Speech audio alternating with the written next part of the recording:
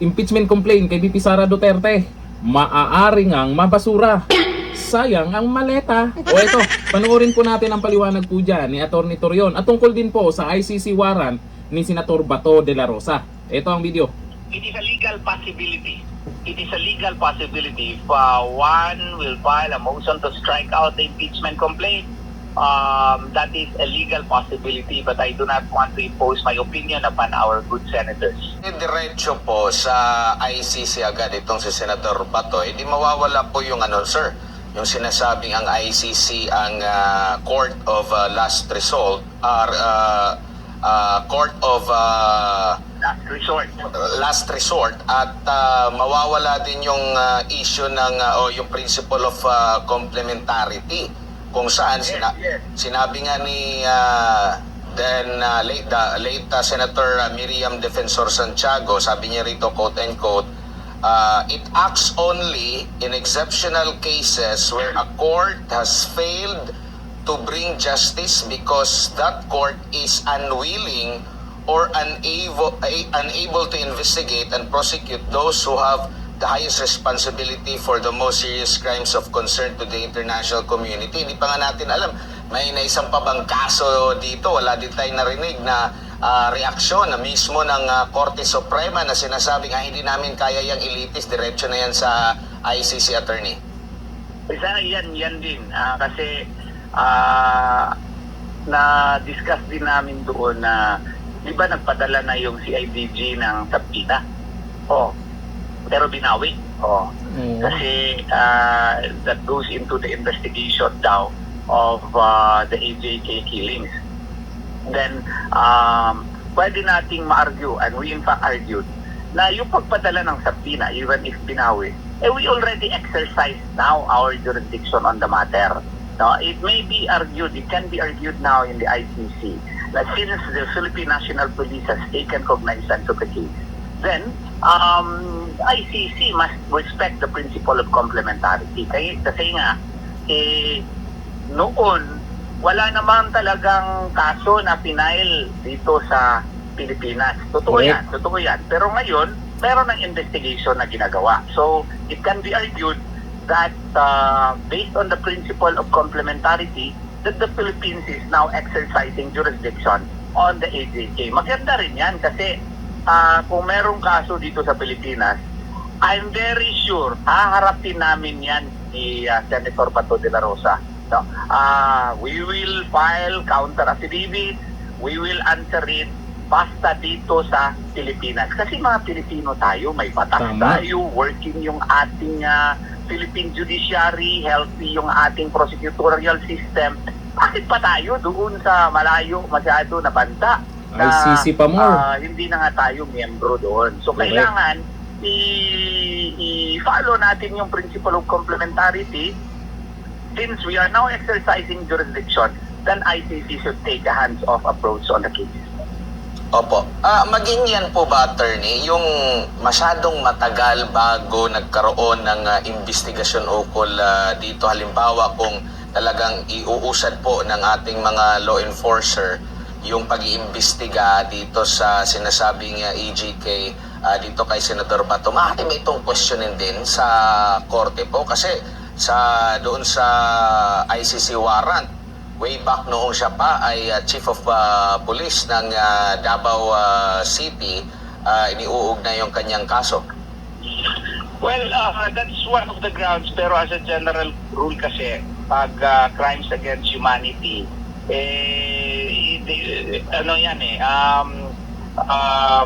wala yung prescriptive period so baka yan ang sasabihin nila na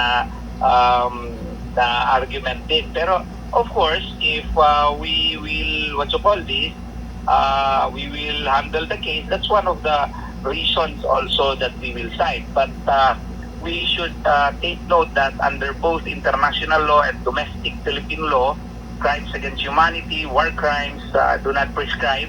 And this means that perpetrators can be investigated, prosecuted, and punished at any time, regardless of when the crimes were committed. And this is actually an additional argument on our side, no?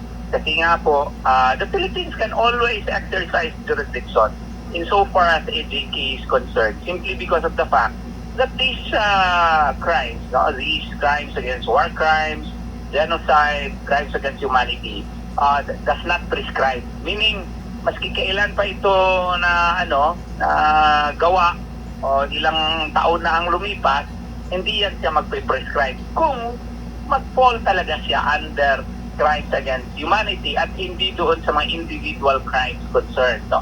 Ang problema yan kung magpitsi-pitsi sila ng imbestiga, yung murder, like for example, kung murder lang, it will prescribe. But if you lump that together into a widespread attack against a class of persons, such that it will now fall into the definition of crimes against humanity, then it will become imprescriptible, as it is in fact imprescriptible. So, additional reason yan natin na, ituloy niyo yung investigation dito sa Pilipinas. Kasi nga po, imprescriptible naman yan, harapin namin dito sa Pilipinas. Yun ang additional argument natin. Opo, attorney, paghahambing lang po kasi kayo din po yung naging abogado dun sa nangyaring Maguindanao Massacre po. Sinasabi kasi nila na hindi gumagana yung ating justice system. Tapos parang mas marami pa ata yung biktima na involved dito sa Maguindanao Massacre kumpara doon sa sinasabi nila doon sa ICC po, attorney. Pero nakayanan, kahit na umabot ata ng mahigit isang dekada ba yung pagdinig or trial po dito, attorney? Yes. I was involved in the Maguindanao Massacre kasi nga po, naging involved ako dun sa state witness, no? Naging state witness sa Maguindanao Massacre, and then later, doon na ako as private counsel ni Congressman Toto Mangudadato, no? Ang aking nakita doon, Maguindanao Massacre ngayon the trial may have been a bit long, pero nagkaroon ng hustisya.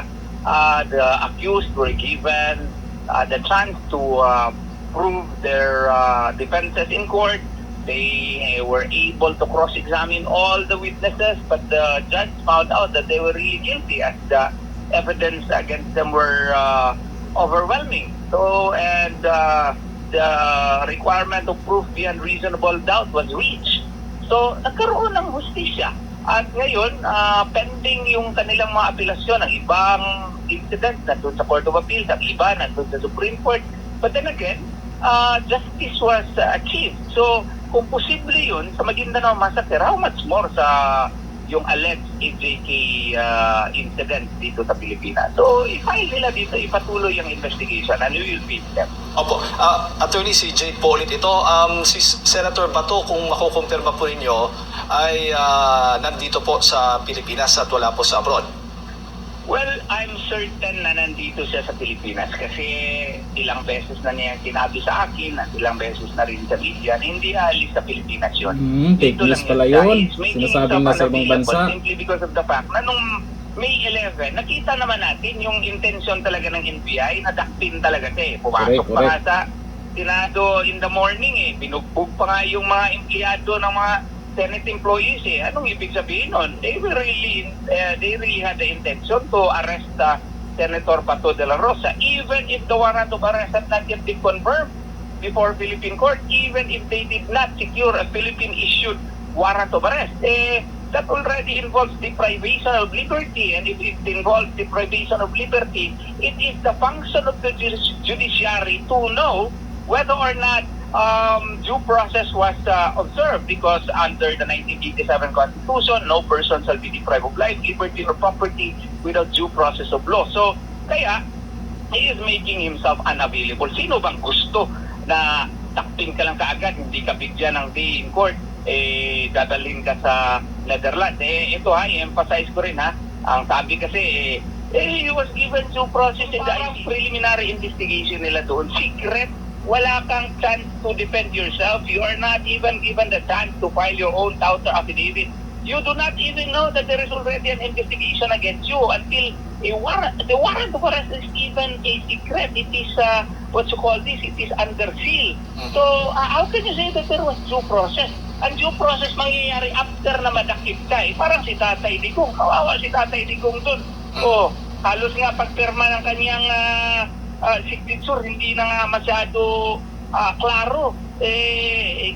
Gusto ba natin mangyari din yan kay Senator Bato de la Rosa? Para bang takpin mo na kita, sa presinto ka na magpaliwanag? Hindi po pwede yun, hindi due process yan sa atin under the Philippine concept. Kaya kinakailangan talaga yan, dadaan muna sa Philippine court.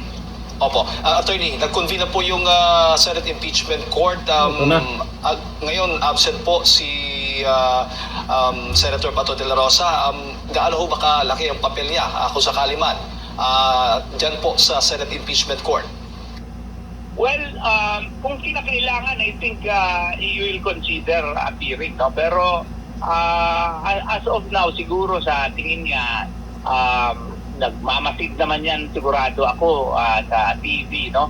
Kung anong nangyayari sa impeachment court. And I'm very sure he is monitoring. So, pag yung kanyang importansya doon, ay during the voting, if there is a felt need for him to be there, baka i-consideran niya yan. Pero ang sa akin lang is, I hope the public will understand na he is making himself unavailable now, wala siya sa Senado, kasi existing and present yung threat, active yung threat of arrest sa kanya na pwede siyang dalahin kaagad sa Netherlands. Ang gusto lamang niya, idaan sa Philippine courts yung proseso. So, Filipino naman siya, he is covered and protected by the 1987 Constitution. Ang request niya, let him avail of his rights under the 1987 Constitution. Let there be a Philippine-issued warrant of arrest. Opo. Kung absent, kung wala po siya, hindi naman ganoon kalaki yung epekto sa magiging boto kung sakali mang conviction o acquittal sa kaso po ng impeachment case ni VP Sara. As of the present, kasi kailangan nila ng 16 votes as of the present, may 12 tayo, 11 lang sila. So baka sa tingin ni Senator Bato, baka hindi pa primordial need ang kanyang presence sa Senado. Opo. Pero po pwede ho bang via Zoom, video setup na conferencing po yung gagamitin ni Senator Bato dyan po sa Senate Impeachment Court, Attorney? Maaari ho ba yun? If there will be a resolution that will be passed by the Senate and the Senate will approve it, it's just a procedural mechanism to ensure all senators can vote. That is a possibility. We never know. Opo, huli na lang. Ngayon nag-convene na nga yung Senate Impeachment Court. May kapangyarihan ho ba silang magbasura Dito ng kaso dito kay Vice President Sara Duterte? It is a legal possibility. It is a legal possibility. If one will file a motion to strike out the impeachment complaint, that is a legal possibility, but I do not want to impose my opinion upon our good Narinig nyo naman yan. Possible talaga na mabasura ang impeachment kay VP Sara Duterte. At doon naman sa kailangan nilang boto, mukhang alanganin talaga sila. Tapos itong si Senator Bato de la Rosa, alam po natin na ganyan yung ginagawa sa kanya. Dahil naman, utos din ng bangag yan. Malamang. Kasi doon sa pagpunta dyan ni Senador de la Rosa sa Senado, ay napakalaking impact ang nangyari nung nakaboto siya. Napalitan ang liderato ng Senado. Kaya ang nangyari, yak si Soto, siyempre hindi pa nakamove on kaagad yung ibang mga talunan. Kaya may mga nangyayari dyan sa Senado.